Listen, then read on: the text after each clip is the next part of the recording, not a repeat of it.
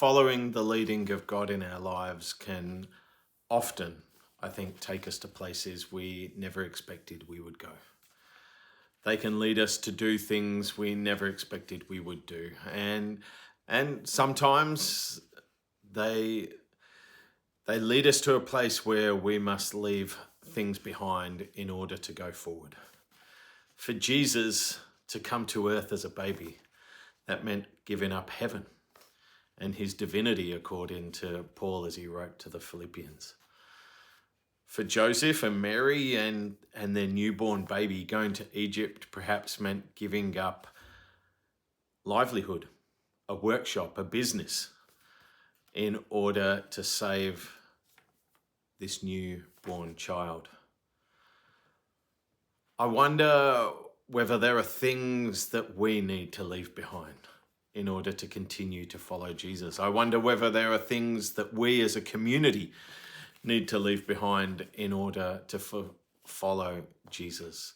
I wonder whether there are things that I need to leave behind, whether there are things that you need to leave behind in order to follow Jesus. I wonder about that man, Joseph. I wonder about the anxiety of an unplanned trip. I wonder about the wonder of, well, God, what are you doing? If this is your son, why was he born in such humble origins? Aren't you more concerned about what's going on? I wonder whether Joseph had to lay aside some of that wonder, some of that perhaps anxiety and confusion, maybe even some anger towards God in order to follow where God was leading.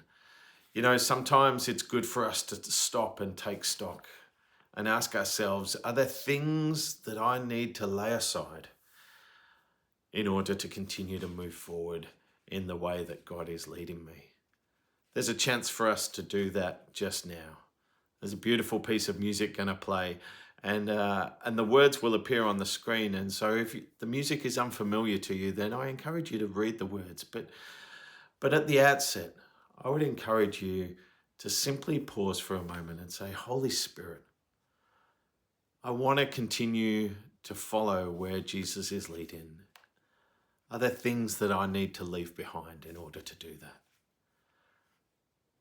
And as you ask the Spirit that question, I want to encourage you to respond obediently to that and perhaps lay that before the Lord as we listen to this beautiful song, My All is on the Altar.